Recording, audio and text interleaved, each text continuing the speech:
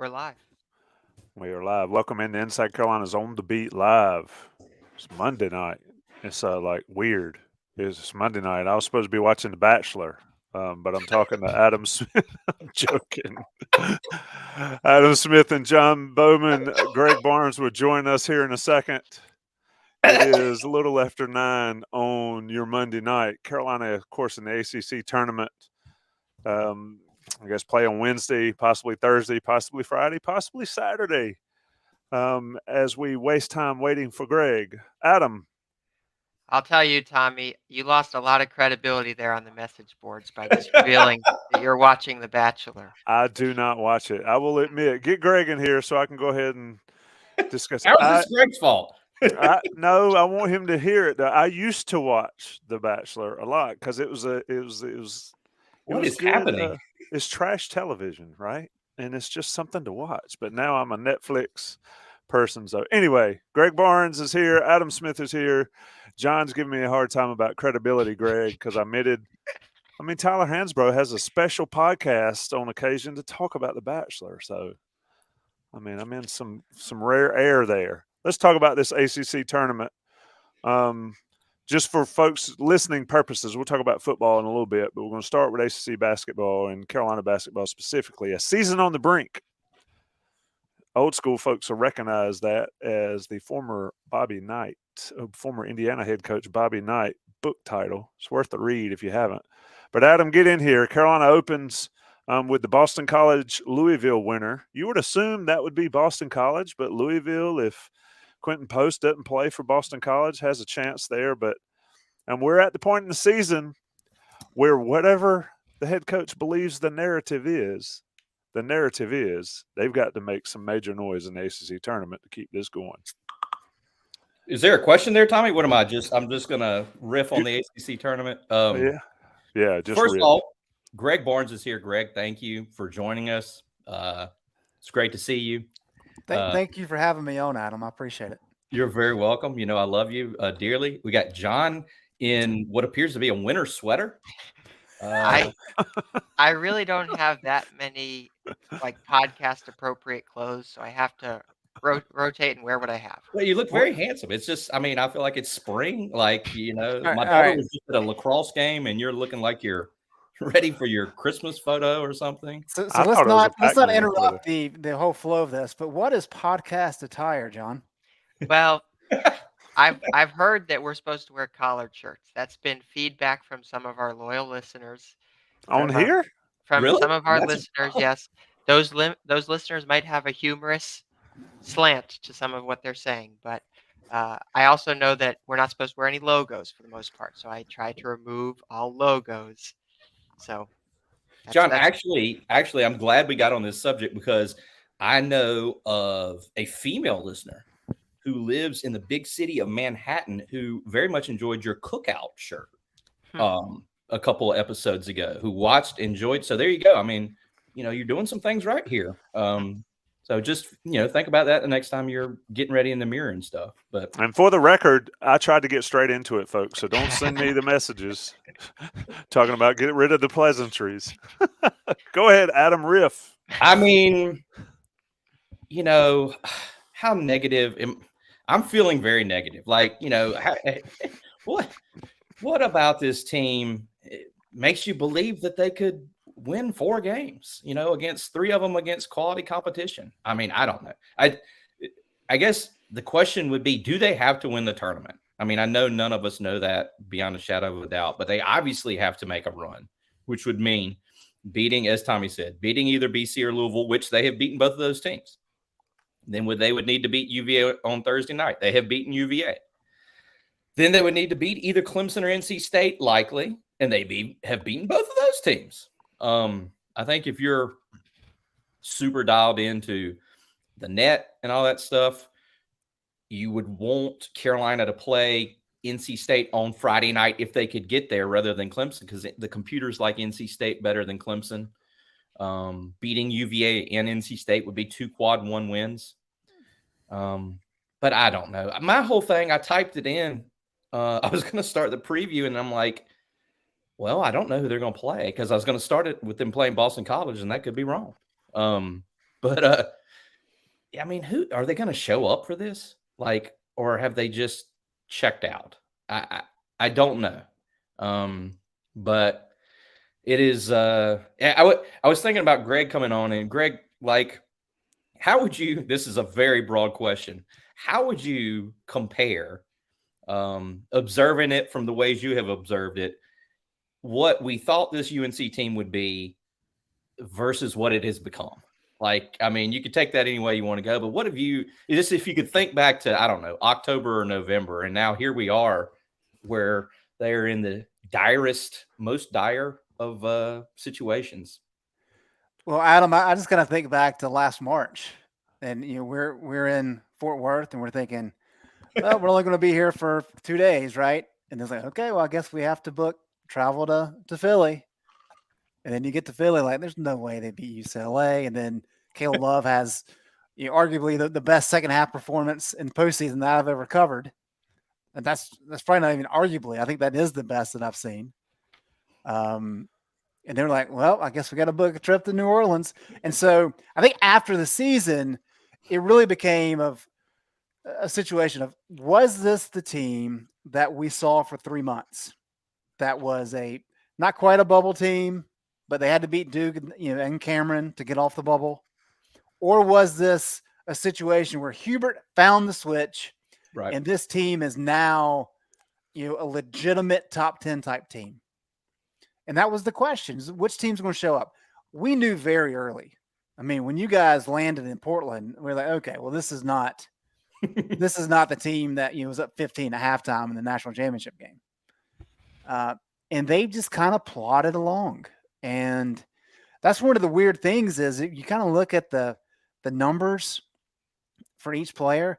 Pete Nance was really good from outside last year at Northwestern, but he's like a career 34% three-point shooter. He's shooting 32% this year. So he's a little off his career marks, but everybody else is pretty much who they are. And so it's not like people are slumping or anything. And yet here we are in a worse position than they were last year. I don't know what to say about this team. I'm with you on this weekend. Like, you would think they have the potential to make a run because they have some good pieces and the ACC is not any good. So the opportunity is there for a run. We haven't seen anything this year to suggest that they can go on a run. And I will add this, in terms of what they need to do, I think they need to win the tournament to feel comfortable on Selection Sunday because they know they're in. They can still get in by just getting to the finals. But if they beat Louisville and Clemson, right? I mean, does that do anything for the resume, really? And then you get into the situation of all these other variables, of all these other bid stillers in random conferences. You just never know how that stuff plays out. But I think they at least have to get to Saturday night to feel like they have a chance. But if they just do that and lose, I think they're going to be quite nervous on Selection Sunday. Greg, sorry, go ahead, John. Go. Greg, I know you mentioned you don't know what you have to say about this team. I know exactly what I have to say about this team. It's been very disappointing. This season started with UNC basketball recreating the iconic Sports Illustrated cover from the 1981-82 season. And that was pretty sweet too. It was. Mm-hmm. It was, but to be very clear, that was something that UNC put out itself. This was the UNC creative department or whatever put it out from their own social media. It wasn't even like Sports Illustrated asked them to do it. This is something that they embraced. They embraced the idea that we are the number one team in the country in the preseason. We're going to compare ourselves to this 1981-82 team. Do you want to know what that 1981-82 team ended up doing? They were the NCAA Tournament national champions, the ACC Tournament champions, and the ACC regular season co-champions. That team is not this team that we have seen this season. And I agree with you, too. It's been this way right from the start. We should have known right when they were not blowing out some of those teams early in the year. That was the red flag. And the quotes coming out at that time were, oh, we're just kind of a little sluggish. We haven't quite gelled. We're maybe a little rusty. But really, the word is hungover. And that's Armando Bacot's word that he used in interviews. They have been and it's a rough word, but I'm using it because he's using it.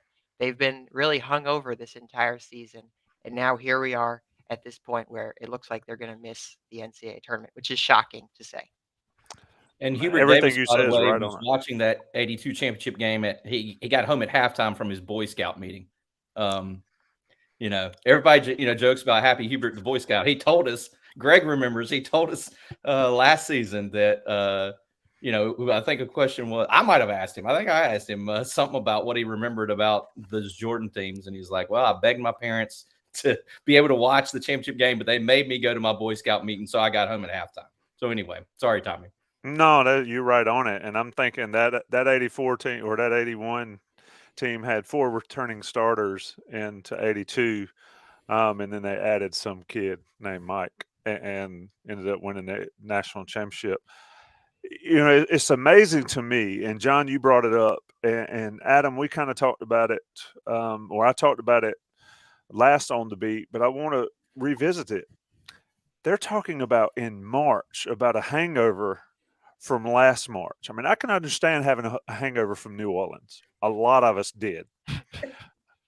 But we're a year removed, and Baycott is still talking about a hangover from last season. That just completely blows my mind, and I want to put that blame on somebody.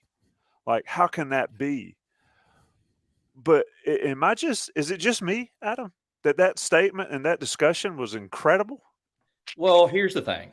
If I can provide some context to you, it wasn't like Armando tapped on the microphone and said, "I need to make an announcement." It was a question from our guy, Aaron Beard of the Associated Press.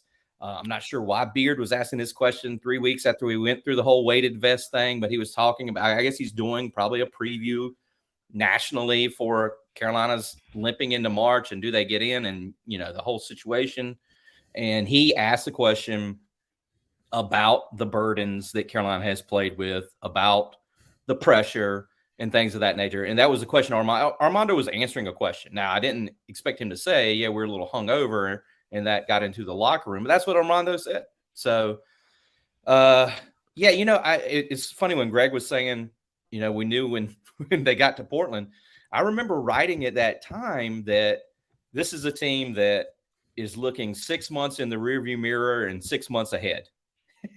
I was very wrong about the Final Four caliber of this team, but that's what I felt at the time. I felt like everything you talked about just then was sort of about, oh my God, how magical it was at the end of last season. Oh the aspirations for this season, and it just never came to be. I think about all these games that they could have won that would just make a difference on their tournament livelihood. All these games, the 2 Pitt games, the Iowa State game, the Alabama game. I think Indiana was in control from start to finish. And, Virginia Tech was, Armando didn't play and Carolina wasn't right. But so many of these games.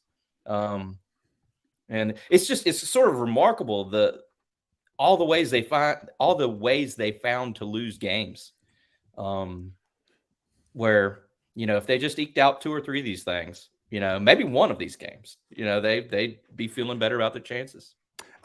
Just kind of reflecting back, it's funny. In 08, of course, Carolina was part of that number 1 seed Final Four Right. with UCLA and Memphis and Kansas. First time that happened, all number 1s got to the Final Four, and everybody came back. And Adam, you probably remember this, but Carolina started the year 13-0, and then they lost to BC. And then lost to Wake. So they started ACC play 0-2. And it was like this massive storyline of, okay, these guys are 14-2. Right. And what's going on? What's wrong with this team? And now to kind of move forward, they lost 4 in a row quick. Yeah. And any discussion about an easy return to the Final Four was gone. But that's kind of, like you said, the fact that they've lost so many games despite holding a lead late is just crazy to me, given the fact that they're so experienced. They have experienced guards. Yeah, they may not have a true point guard, but I think RJ does a pretty good job. So a lot of different things that have gone on this year have been surprising. And it was like Hubert said. I asked him Saturday because the way the game against Duke ended Saturday, I just felt like it was so similar to the Duke game in Durham. I said some crap like that. I said, Hubert, yeah, does this bad sense of deja vu for you, something like that? And he went to, the 4-point lead they had when RJ and Pete Nance hit those back-to-back threes to put them up. I believe it was 49-45. And what Greg is saying, like, there have been so many of these chances where they've seemingly had some momentum and, they just haven't extended a lead. The game at Pitt, it seems like a lifetime ago, December 30th, they're up 9. Leaky takes a 3. They're up 9 and just cruising. Leaky takes a 3. The thing goes down and comes back out. They would have been up 12. If that thing drops, and then somehow they found a way to lose that game, against a Pitt team that we didn't know would challenge for the ACC title. But, sometimes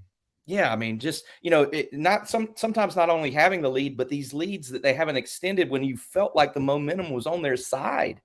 You could probably write a book that no one would want to read about, the different ways it's gone wrong. I would wager that a lot of Carolina fans would love to read an inside book on why it's gone wrong. I think that would be if somebody dared to write it. You talk about all these games, they simply have never learned how to win outside of the run. And what was fascinating to me, and you mentioned the Duke game and the Duke game and the Pitt game and the Pitt game. Look at what the teams that Carolina beat in the NCAA tournament have done this year. Marquette, don't even keep up with Marquette. Oh, they're great. They're great. I think they're good. Yeah. They're very good. Okay, so that proves my point even more because Baylor is good. Baylor's good. Marquette's good. UCLA is great this year. Kansas is ridiculously good this year. St. Peter's, we get that. They had a run similar to Carolina, I guess. But the fascinating thing is that all this stuff we're talking about, how they found so many ways to lose, and Greg, this is where I want to get your perspective, is that they're as experienced, if not more experienced, than any team that Carolina basketball has ever had. And they simply find ways to lose every single big game. I really would love to see the book written about that. Yeah, Carolina ranks 24th nationally out of 363 teams in terms of Division I experience. So this is a incredibly experienced group, a lot of old guys. I don't quite get it. And I kind of go back. I mentioned the fact that, they don't have a true point guard. Joe Barry really wasn't a true point guard either. If you look at his assist numbers, they were pretty low. He was more of a scoring guard who could run point. That's kind of like RJ. But they just get in some of these late game situations, and I'm not a guy that's going to criticize play calling because I don't pretend to know enough about all these different sets that Hubert runs. But for whatever reason, the guys are just having trouble executing, and they have some wasted possessions, and that leads to the other team getting some opportunities. And yeah, it's a strange thing. Typically you have somebody you can count on. And I know a lot of people saw what Caleb did against UCLA. Obviously the shot against Duke that'll live in infamy forever. And, even a couple, Syracuse last year is another good one where he made some shots late. He just really hasn't been able to do that this year when it matters. He's made some shots late when the game was out of hand. And when he's not been able to do it, there's really nobody else able to step up. I think Adrian's data from a couple of weeks ago was that Leaky was the best option in terms of the highest 3-point field goal percentage late in the game. All right, that's not what you want. So the guys have just not been able to execute, and so the coaching staff, they got to do a better job getting them in position to score, but the guys have to knock down some shots too, and it just has not happened. If you listen to Sherelle McMillan talk about it, and folks, a lot of folks, especially on the message boards or whatever, are saying we're not hard enough on the coaching staff and all that. It has been, and I've said it in other sports, it has been a systematic failure for Carolina basketball from the top to the bottom this year to be where they are right now. And it's up to Hubert Davis. He's the head coach. It's up to Hubert Davis and his staff to figure it out. There are no excuses that can be made. One thing I've seen, and Adam, you guys are in the post-game press conferences every time. I haven't seen Hubert ever really fall on his sword a lot, which has been surprising, quite different from how Roy Williams did it. But I guess the question is for you, Adam, is once this season is done, whether it's done this weekend or next or whenever, is how tough are those questions going to be for Hubert in this offseason as opposed to what they were this past offseason? It's going to be quite different, I would think. Greg, you can get in there if you want to get in there. Well, I was just going to make the point to Tommy's comment there. I don't think there's any question whatsoever that any of the issues start and end with Hubert Davis. I mean, he makes what, on average, $2.6, $2.8 million a year. If you're blaming players, you're starting at the wrong spot. Once we get to a situation, and this is a column idea moving forward, but when you get to the situation of players are making bank at the college level, then we can start talking about assigning blame and criticism to the players. As it stands right now, the blame lies at Hubert Davis's feet. He got a lot of credit for that run last year, as he deserved. But if you're getting credit for the highs, you're responsible for the lows as well. Hey, I want to make this comment, and then, Adam, I want your take on that. Freddie Kitchen, and Adam, you were there. Freddie Kitchen's North Carolina's new tight ends coach, which is fascinating. Hard turn, Tommy. Well, hey, it's relevant. Freddie Kitchens, if you're in this chat and you don't follow football as much, go back and watch Freddie Kitchens' interview that we posted, and all the quotes are there. Freddie Kitchens talked about being a coach for the Dallas Cowboys in 2006, his first professional job. Jason Witten, one of the best in the game, was hurt. Another guy was hurt. So he had two guys that were undrafted free agents out there running tight end plays. And other assistant coach looked at him and said, they're going to get you fired. And he said, what do you mean? And he said, they're just going to get you fired. So they go into a coaches meeting, and this is where it's relevant. Bill Parcells is looking at him, and Kitchens finally acknowledges Parcells and is like, what? And he was like, I don't have anything to work with. And Parcells tells him, if you can't teach them what to do, why do I need you? And that right there brings it all back and lays it all at the feet of the coaching staff. Players need to execute, but it is up to the coaches to get them to execute. That is the most concerning thing of this whole deal for me, is that this group for 3 years hasn't executed outside of a month. Adam, follow that one, big guy. A2 Tommy. I was thinking as Greg was talking, and I see our guy Slagle mentioned it in the chat. Greg mentioned what Hubert is his salary. I was thinking, like, is that more or less than Armando is making? Like, who's the highest on the payroll? I mean, I was making a joke the other day in the press room. I got a few chuckles that I can't remember who was saying, like, do we think Armando will possibly come back for a fifth year, or will he just go on to different pastures? And I made some comment that he'd have to take a pay cut if he left Carolina. So, I think we've heard he's making 1.2. I don't know if that's, I don't know. I haven't seen his bank statements, but yeah, I mean, I think the problem goes, I think, not to be a cop out here, I think the problem's everywhere. I think that, like Hubert himself said, the other day he called himself a first-year, second-year coach. And yeah, like, he does not come into a post-game press conference like Roy would, with, a red face, and Roy would be weeping and saying it was all his fault. I got to do a better job coaching them. That was the Roy messaging. That's what Roy did. He did fall on the sword. It was always Roy's fault. Hubert ain't Roy, even though Roy picked him. And, I don't know. I think it's going to be a fascinating offseason.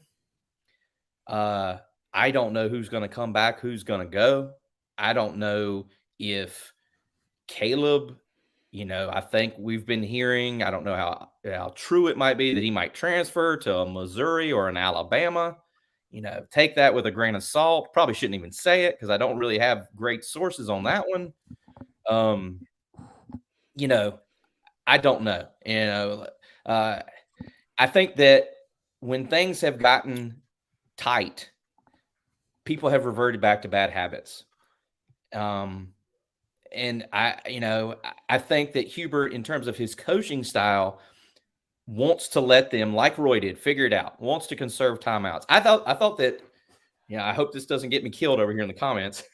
I thought John Shire did a great job with his timeouts on Saturday. 100%. Killed it. Perfect use of timeout. You know how it is. You're watching the game. We all watch the game. I wasn't sitting there going, oh, now would be a nice time to take a timeout. But, he did it, and I was like, dang, I think it was twice where I was like, woo, pretty nice call there, Shire. And what, after they went up 4 points, they got Mark Mitchell going on a drive right to the cup.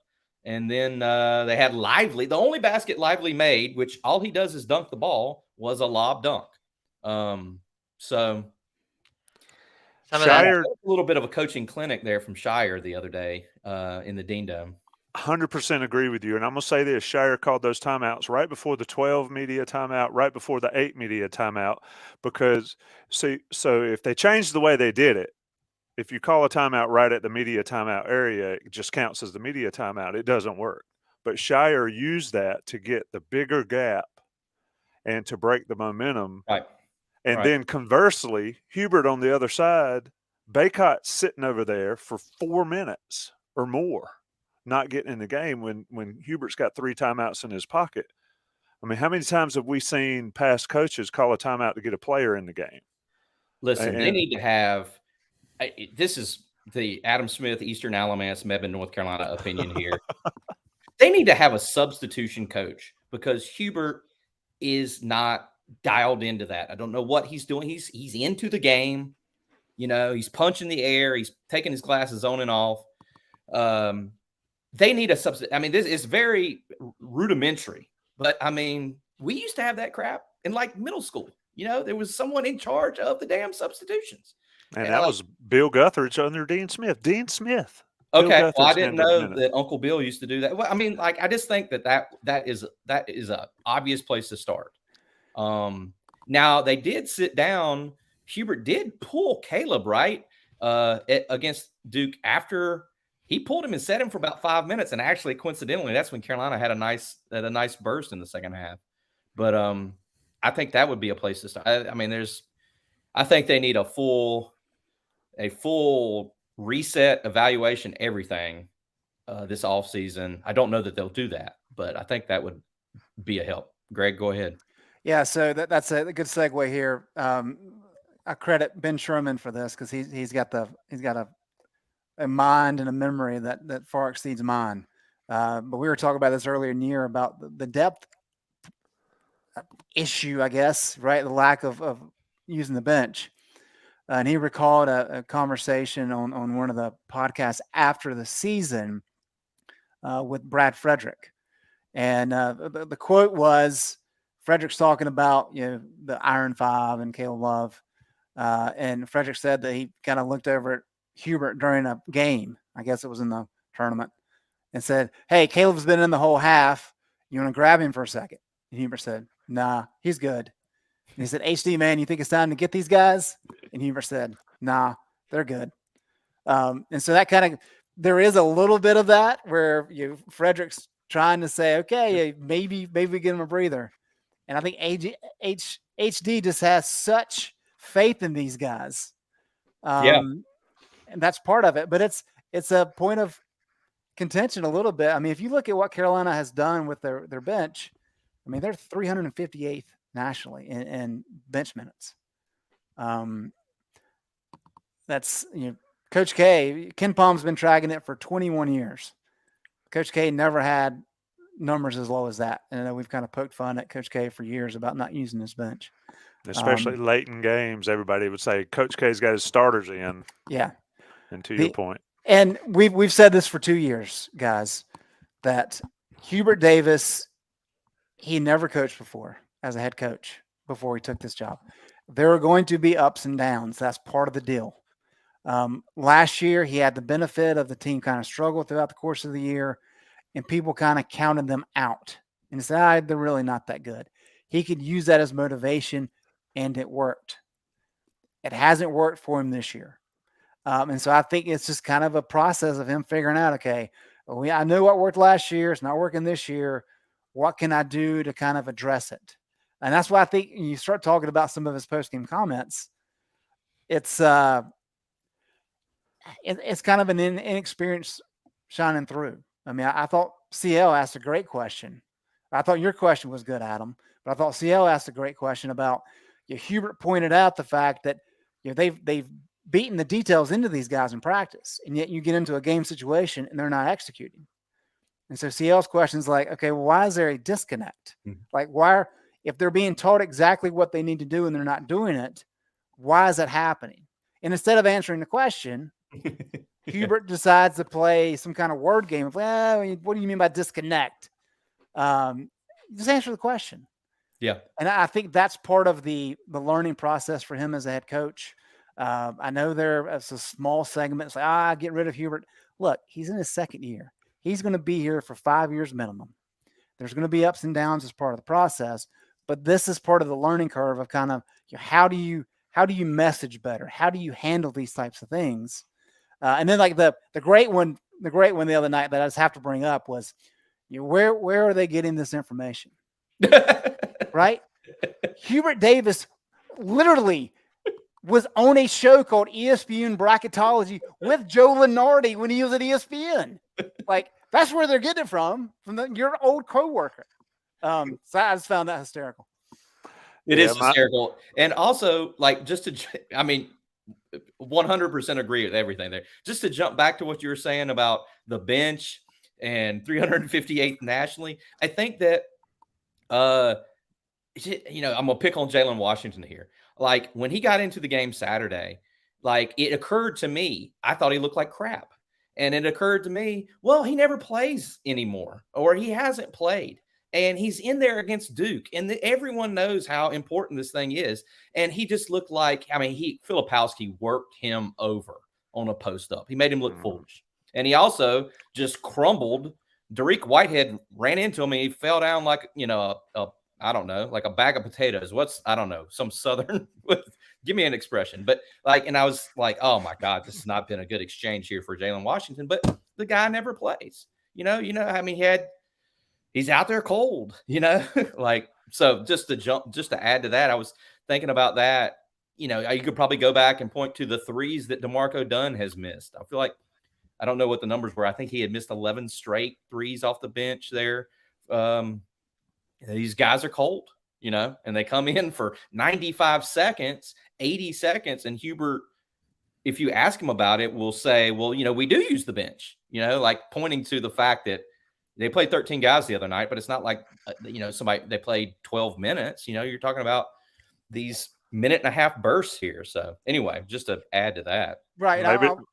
I'll go on top of that, Tommy. I think it's disingenuous for some of the fan base to say, the reason they don't play the bench is those guys aren't any good. Well, now's not the time to be building your depth.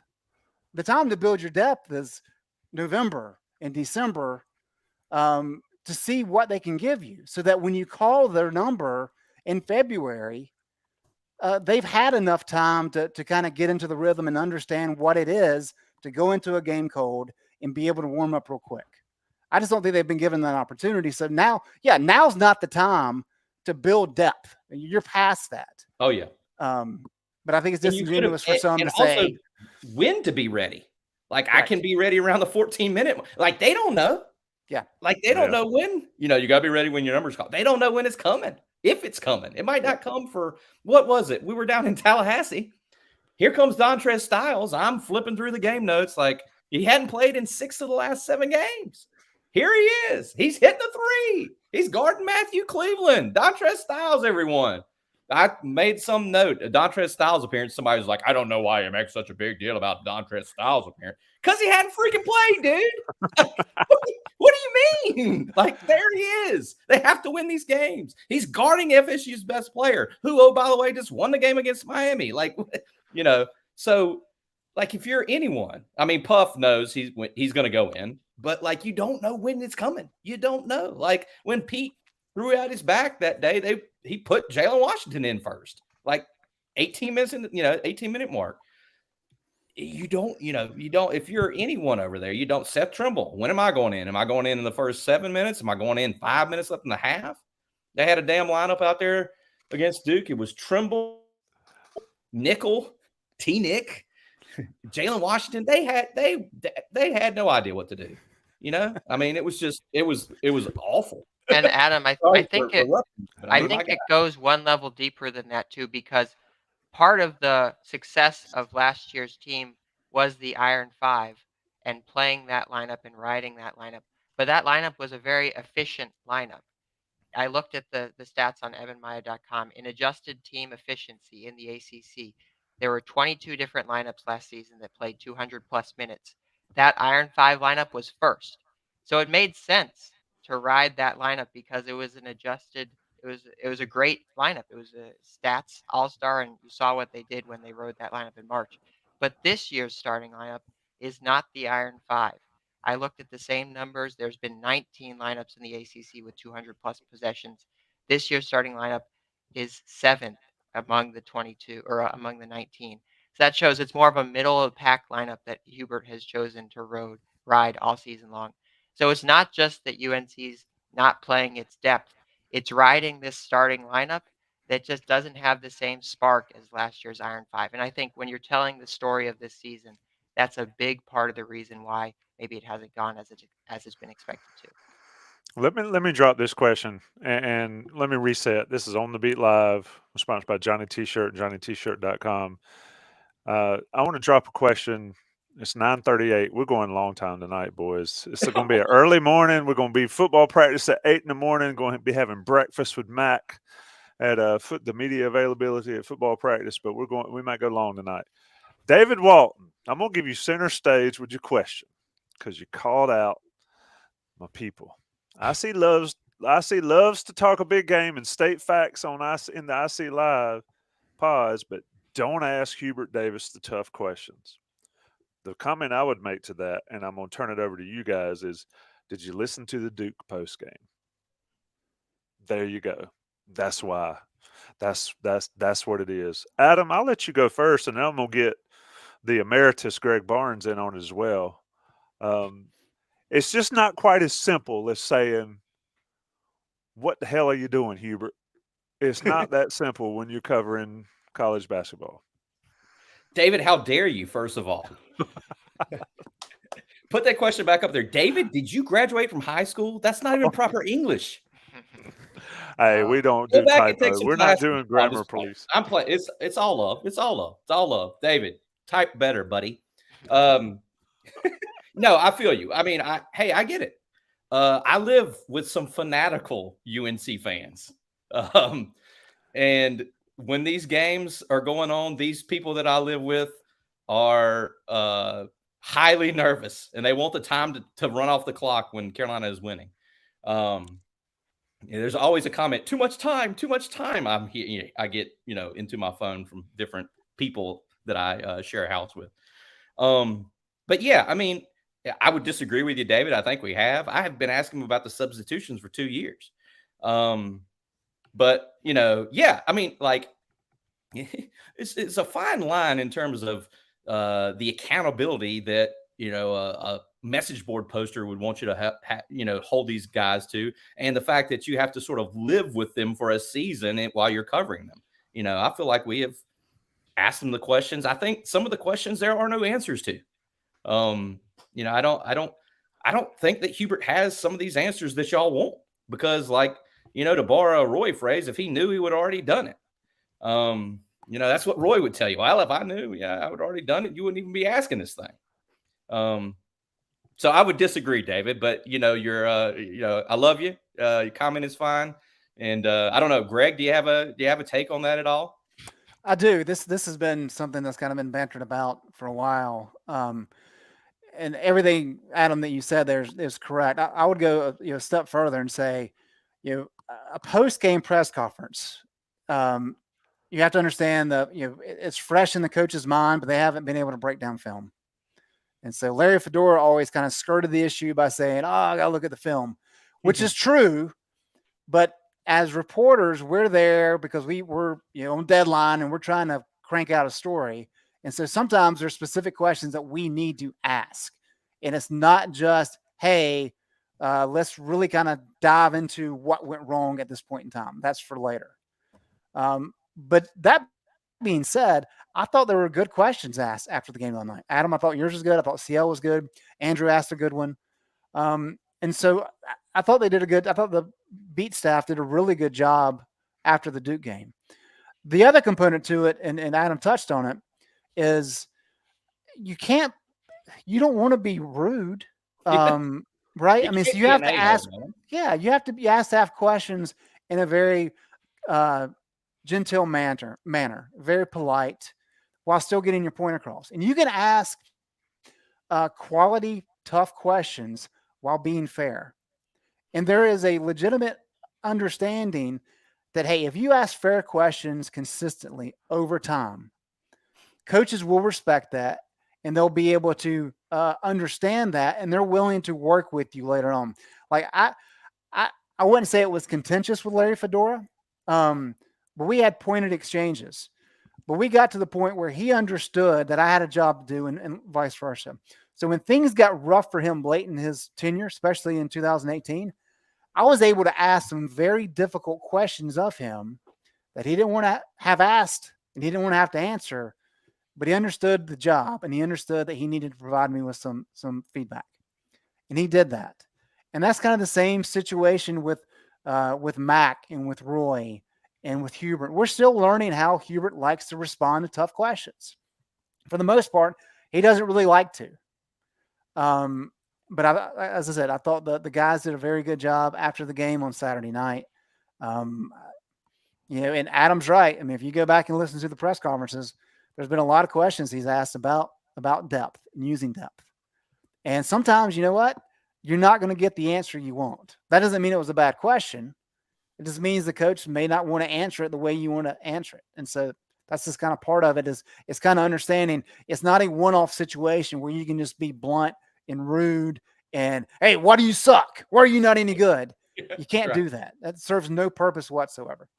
I hate this. We're losing. What? Please. I mean, the play calling too. We have asked him about the play calling. Hubert Davis played 12 years in the NBA. He was a little bit of a better basketball player than I was. A smidge. I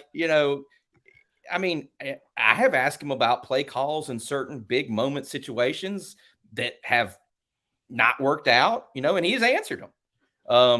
I would say, just as Greg was talking there, great stuff on Fedora too, Greg. You're just taking me back. You're taking me back in time here, man.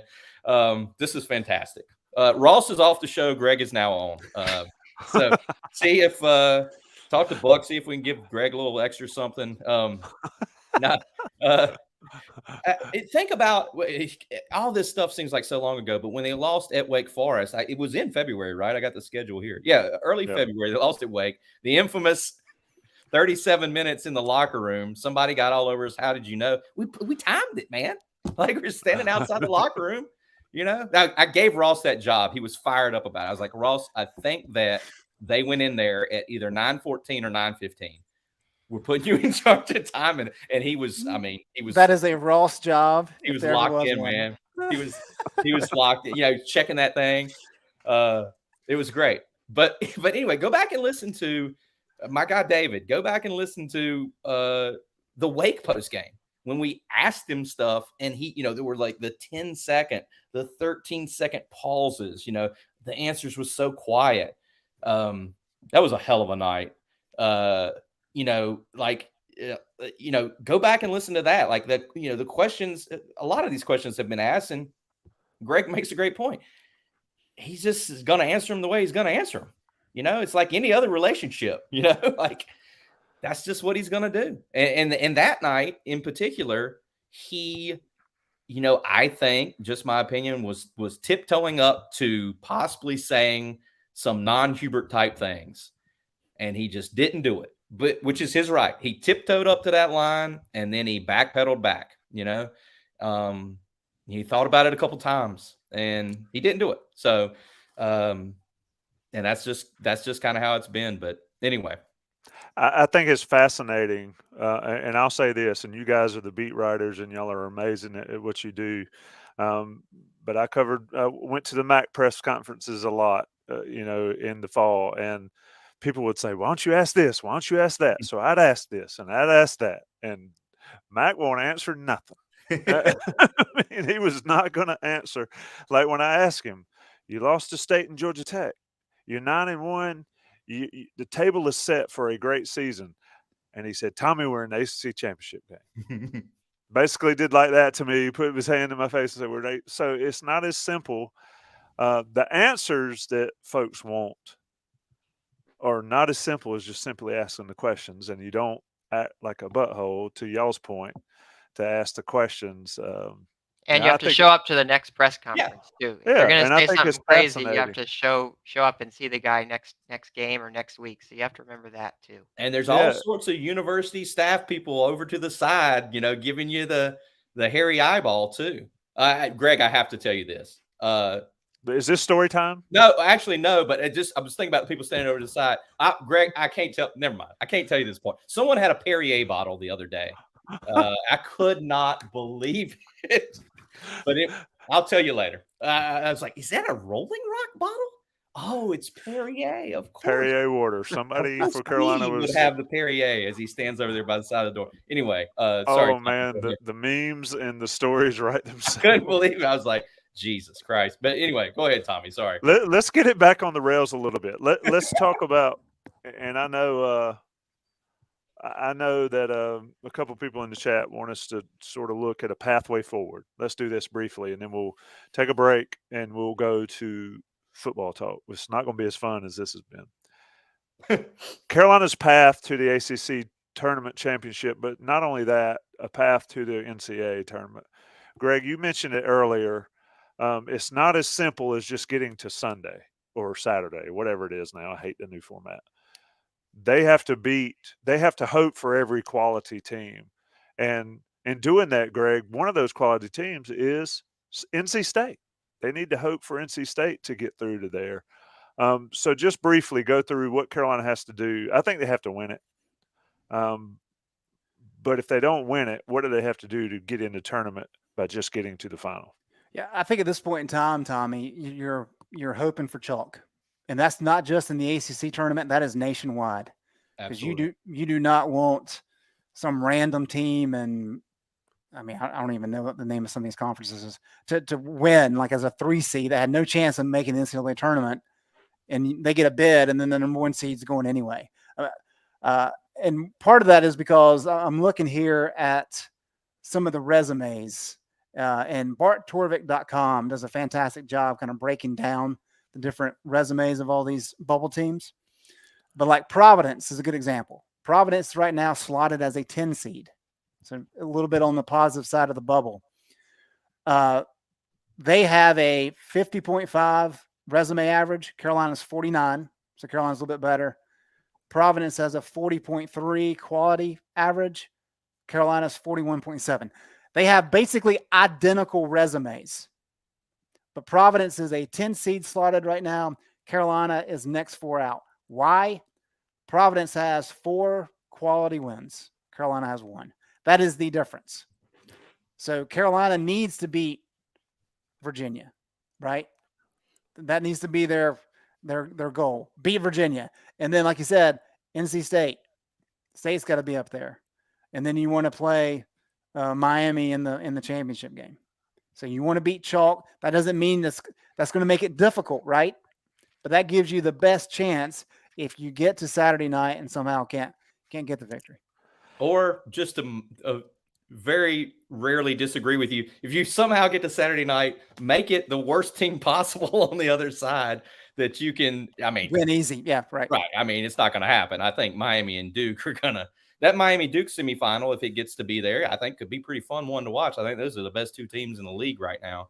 But yeah, you want, I know that no one probably listening to the show is a big NC State fan. I think you would rather play NC State. Well, I know you would rather play NC State in the semifinals on Friday if Carolina's able to get there rather than Clemson, because State's rate higher. It would be a quad one win on a neutral court. If the team is in the top 50 of the net, that's quad one. State's in the 40s, I think low 40s, high 30s. Clemson's not. Carolina's net's better than Clemson. It wouldn't be a quad one if they get to Clemson, even though Clemson finished third in the league. It would be better for the computers. It'd be better for your metrics to beat UVA and NC State. And like Greg said to start it off, I think you have to. I think the only way you feel comfortable is if you win it. And you know what? You want to know how smart I am, which is not very. I'm sitting there. I was talking to CL Brown after the Duke game the other night. We were riding and doing our thing. And I'm thinking like, well, I wonder if there's any precedent here. And I start getting on the old Google machine. Virginia Tech won the freaking thing last year from the 7th seed. That's a great memory. Like I haven't forgotten about it. We covered the whole thing. I wrote a story about Hunter Couture when he torched Duke last year in the finals in my former life. I forgot all about. So, there's some precedent here. Vatek went from the 7th seed, and I believe Virginia Tech needed to do that to get in last year. I think they were one of the bubble teams. That's why that game in Blacksburg in February last year was kind of an elimination game. We looked at it as when Carolina went up there and eked out a win. But yeah, it's, if you're looking at the path on that side of the bracket where Carolina is teams that Carolina has beaten. They've beaten all of them. So I don't know. How about this for some comparison and some symmetry? Virginia Tech was 19-12 when they entered the tournament last year, and they ranked They ranked 331st in bench minutes. So they didn't have any depth either. Right. Still were able to go on a 4-game win streak. So it's possible. It's definitely possible. They got to hit shots. It's an interesting dynamic there. Is Carolina needs to win the tournament to get in. So you want to see the easiest path to do that. But if you hedge your bets and you don't win the tournament, you better play the hardest path to get there. Yeah. That's what happens when you're on the bubble. And right. when you don't win games. And Sherelle and Sean and Joey on Coast to Coast yesterday made a great point. Carolina's had many opportunities to not be in this discussion that we're having right now. And our guy Greg Newman in the chat said a while ago, Carolina needs a shooter on the wing. And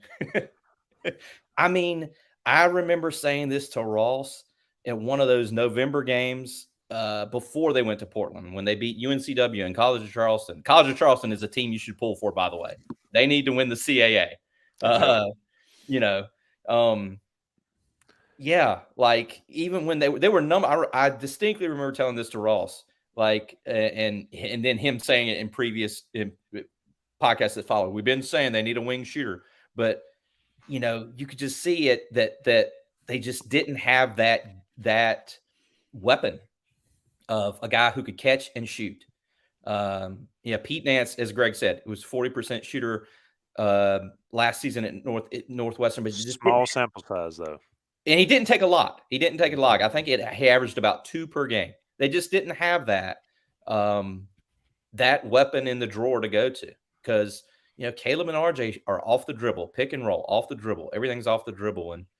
And, if Puff Johnson, if they could have had a guy to bring off the bench, Kerwin Walton, maybe. No, I'm just playing. Would have helped, I think. Andrew Playtech. Greg was advocating for Andrew Playtech, I believe.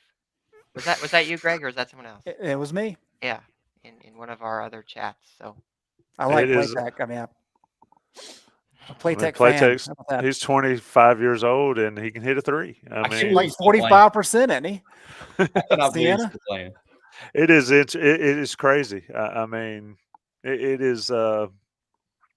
I've done a lot. I've done this stuff for Inside Carolina a long time, as you guys have done, and it is the silly season right now. Talking about this Carolina basketball team, like I said, I'd like to see the book, the tell-all book.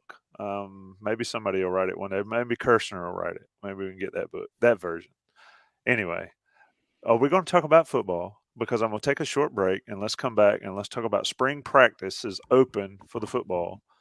Mack Brown's team. Johnny T-Shirt and JohnnyT-Shirt.com. Great friends of Inside Carolina. Great friends of you, the Inside Carolina Premium subscriber. A couple things I need you to do if you're in the chat. And there's 360 plus of you. I need you to hit the like button, as Gregory Hall said. I don't see Gregory Hall still in the chat, so maybe he's gone to bed already. Hit the like button on this video, but also subscribe on the YouTube channel, but also subscribe to Inside Carolina Premium stuff. Recruiting's getting hot. Sherelle McMillan's in the chat. His recruiting scoop, top notch. Don Callahan's been working overtime on the football side. Today, Carolina's got 2 football recruits. You got to be an Inside Carolina Premium subscriber to know all about that stuff. So Johnny T-Shirt benefits you there because you get 10% off your order. Take care of them. Get all your gear. Get some baseball gear and come out and see us at the Bosch. I'll be in the Bosch sitting in a random seat covering the game. So come see us there. Johnny T-Shirt looks after you all. National Guys Pay the Bills. About 10 o'clock on the East Coast. Longest on the beat ever. We get Greg Barnes on here, and it goes forever. We'll be right back after the break. We're back. It's On the Beat Live. You know what's funny, guys? I said, let's talk about football, and we lost 40 viewers. Adam, tell us what we're looking at right? tomorrow. Yeah, it went from 360-something to 320-something. So, peace, fellas. Mack Brown and the football staff is open practice to the media tomorrow morning, 8 to 10 a.m. That's kind of early. But we'll all be there. The Inside Carolina crowd will be in full effect. Adam, what are we looking for in spring practice? What legitimately are we looking for in spring practice? Nobody to get hurt. I mean, these guys are going to be in shorts tomorrow, right? Like, I mean, it would be interesting to see where they're working these transfers in. Like it'll be interesting to see who they're rolling out there at left tackle. I think that'll be good. I'm interested just to talk to freaking Drake May. Like, it's kind of weird. I was thinking about it. The ACC championship game was December the 3rd. We didn't talk to any players before they played their bowl game on December 28th. No players. We talked to Mack a couple times, talked to no players. That night in San Diego at the Holiday Bowl, they brought Drake and Cedric Gray. After the game, they went up on the podium. We talked to them for a few minutes, and that was it. We barely talked to the players at all. So I like to talk to these guys. I'm interested to see what the heck's been going on, and interested to see what Drake has to say about the changes, all the changes that have gone on the offensive side of the ball. The people that have left, as we get further into the distance here, there's more and more slander being thrown on Phil Longo, to be honest with you, if you keep your ear open around the program. We were over there the other day. You hear people talking about that he had already checked out. Has Des Evans gotten a sack yet? Oh, my goodness. No, he hasn't. So Gregory Hall lost a bet to me, who I'm now that you bring it up, I don't think he paid it off. I had Tamon Fox, Adam, with more sacks than Des Evans. Evans is still looking for his first, and that's 2 years ago. I still remember that Vip had some over-under 6 sacks for Des Evans going into the season. I was like, has he ever had a sack? God bless him. Has he ever had a sack? I wouldn't want him to hear me say that. He would destroy me. I'm pointing him out to you more. But I know what he looks like, but I'm talking about he gonna know what you look like. Yeah, I don't want him mad at me. But yeah, I mean, let's go see what they're doing there. Let's see who they got running around at the backup quarterback. I'm assuming it would be Connor Harrell, since it's going to be the second practice of the spring. But they need to figure out backup quarterback. Let's see what these two, Nate McCollum and Trez Walker, the two wide receiver transfers, look like. I need to ask Gene some questions tomorrow about his defense, because Mack was rambling the other day. He was talking about how much more aggressive they're going to be on defense now. So yeah, let's go. We're going to go over there. I have to leave Mebane early tomorrow and see what they got, see what they're doing over there for spring practice. It's the Greg race to Barnes. figure out who Tommy's favorite player is, the backup quarterback battle. Another inside joke for the On the Yeah, Beat it's Live crew. 100%. Buck Sanders has been wearing me out for that since the C.J. Stevens days. Greg Barnes, you'll be there tomorrow. What are you looking for? I mean, all the changes on offense. You're thinking about, yeah, we need to talk about the offense. We need to talk to these guys. But is it really the offense that we're talking about? I think that's kind of the interesting dynamic here is Gene Chizik and Mack Brown would much prefer us to talk about the offense. And it's going to be easier to talk about the offense because, as you said, there's not many changes defensively. And especially tomorrow, I mean, they're all going to be in hats. So you get to look at their physiques, but I don't know that you'll get to see much more than that other than them running through some drills. Offensively, though, you'll be able to see some installs and those types of things. So I really think this is a situation where we're going to learn a lot more about the offense this spring, which is okay because the defense just kind of has to get their act together. And Gene has fielded some really good defenses over the years. Last year was kind of a disaster. We kind of know the pieces. We know there's a new cornerback coach, but it's also kind of a thing of, okay, how do they make some changes? Last year was like, the conversation in the spring was about, we're buttoning things up. We're getting more serious and we're going to keep our focus and we're not going to buy into the hype. Defensively, that didn't happen. We had players telling us this is going to be the number one defense in the country in the preseason, and then ended up being one of the worst at the Power 5 level. And so those are the things that Gene has to figure out, and he's got to get that tightened up quickly. We're not going to be able to see that in a practice setting because the scheme's not going to change that much. That takes place. It's already taken place since the bowl game. It will take place after spring practice until training camp. So it is really going to be a spring about offense, and that's probably a good thing. If we don't focus too much attention on the defense, even though everybody knows that for Carolina to take that next step, the defense has to get dramatically better very quickly. And Greg, you remember too, this time last year was,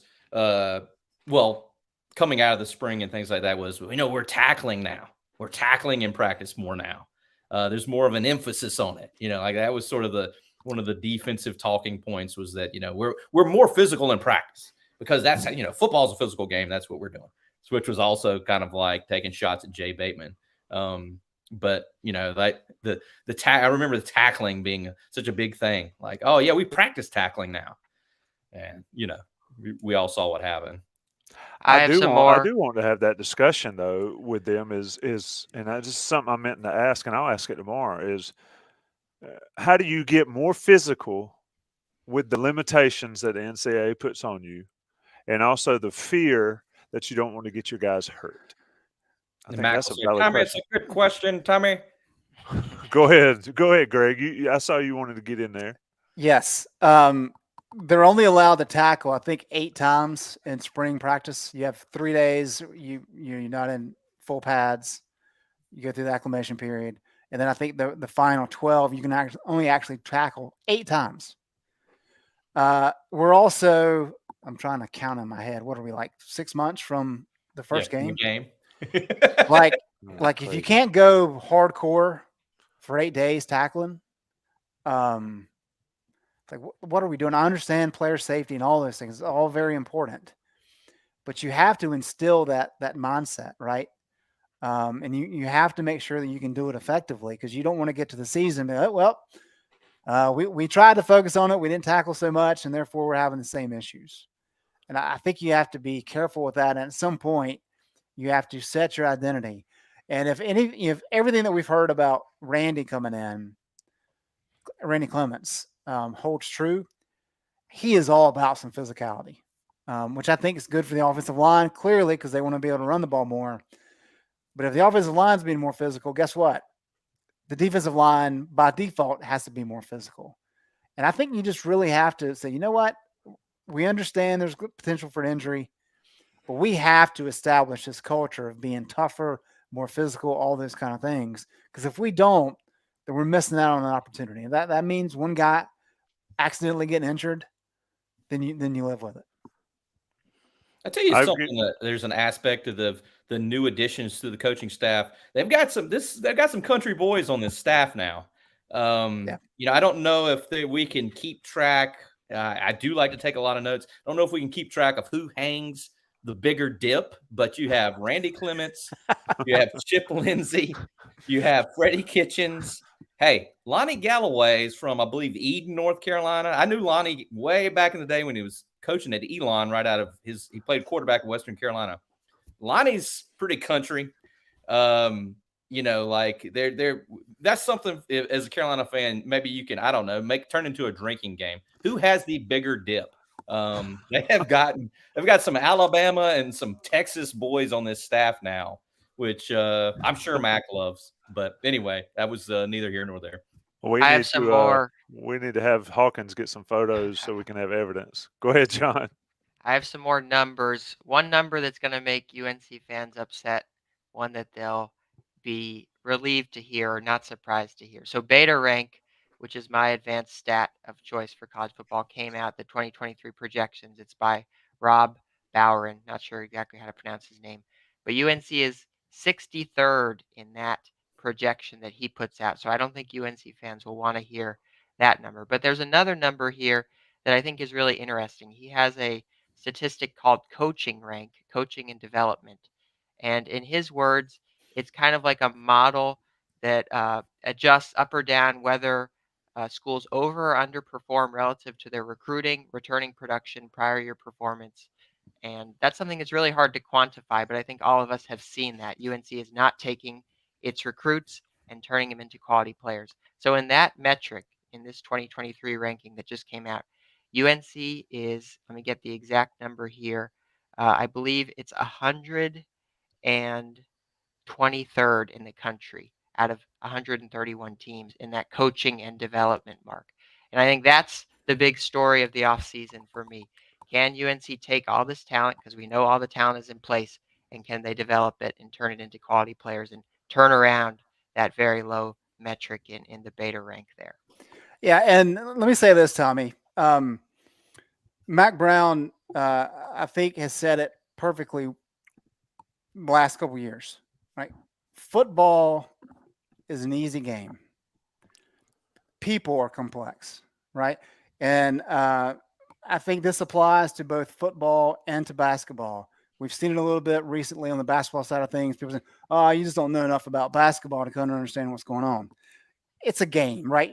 The goal is to put a ball in a basket. If you're a football player, wide receiver, your job is to catch a ball. And I go back to personal experience because I coached golf. I was a golf teacher, professional golf teacher. I got paid to, which is crazy to me. I got paid to teach golf for 7 years. And so I could tell you. NIL deal for Greg Barnes. Exactly. Golf lessons. I could tell you about launch angle and spin rate and, supination and all these kind of things. And I vividly remember a guy came and his daughter who ultimately played at High Point. But I was working with her and I started throwing out all this fancy stuff about, swing past like 2 degrees and stuff, blah, blah, blah. He said, I don't care about any of that. When she's playing, the ball's going right. How do we fix that? And I was like, you know what? You're right. Like none of the intricate details really matter. It's about what's going on the field, right? And anybody can see that. You don't have to be a technician to understand what's taking place, whether it's on the basketball court, whether it's on the football field, whether it's on the golf course.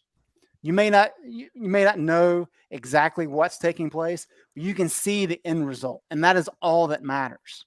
And so, yeah, I mean, like John said, in terms of the teaching, we know this team has a ton of talent. The coaches have to get that talent to produce. So if your talent level is here, you know what the ceiling is. And I don't think any of us would disagree that this team can compete for the ACC title based on the talent on hand. It's the coaching staff being able to get that talent to play up to its potential. And the same could be said on the basketball side of things. So they are easy games.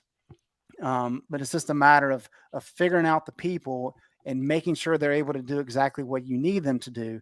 And that's why the coaches make the big bucks, because the 4 of us can't tell Des Evans how to get a sack, right? It's like, go get the quarterback. The coaches are the ones that understand what it takes to do that. And that's why they make the big money, and that's why they're in the positions that they're in. Look, here you go. This is not the Duke Mark Williams. Greg, can you fix my slice? I can.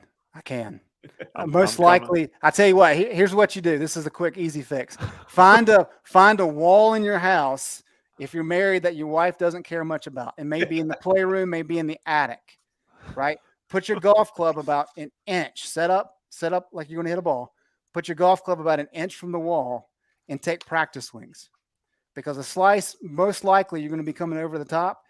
And if you do that, you're going to knock the you-know-what out of the wall up to your right. That's why I say you got to do it in a room where your wife is not paying attention. But that's how you practice. I have my son use a pool noodle so that he doesn't damage the walls. But that's a good way to practice it. Hey, there you go. Mark, you can send your bill to Tommy Ashley. I'm Greg Barnes' agent. He charges $150 for every 30 seconds of lessons. Look, what you just said, Greg, and then we're going to get out of here because it's well after 10 and this 4:30 comes early in the morning. It goes back to what I said about Freddie Kitchens earlier and the coaching. If you can't teach them what to do, why do I need you? It's up to this staff, basketball and football, to teach these guys what to do, because to y'all's point, and Greg, to your point there, and to John, your point, the talent is on hand for this football team to get it done. And I know everybody wants me to predict 12-0 again. I'm not doing that again. But I do think that 9 is the floor for it to be a success. March the 6th, I'm saying that.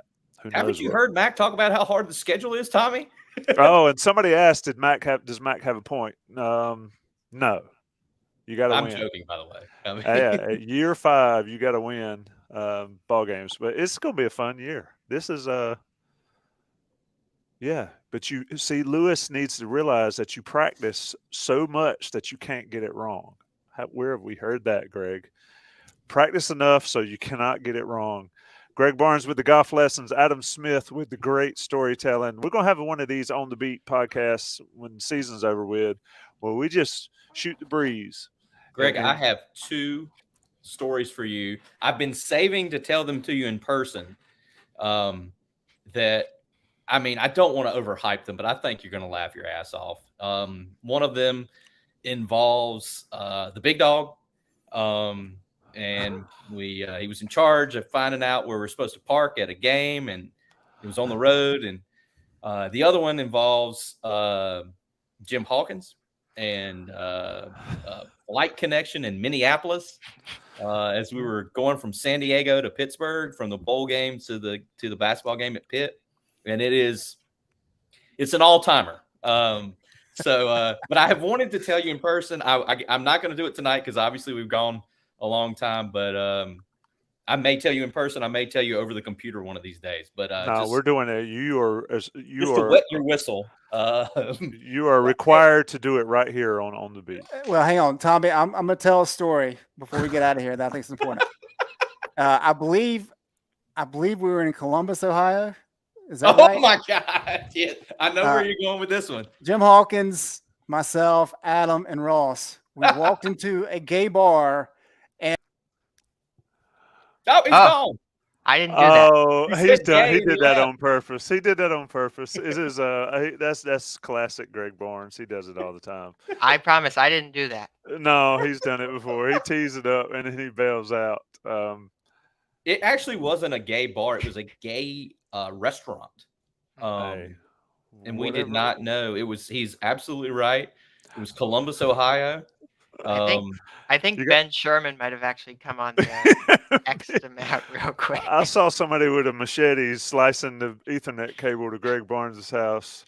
This has been epic, guys. John Bauman, thank you for sticking with a bunch of old guys shooting the breeze. Adam, I must say, this has been one for the ages on the Beat Live.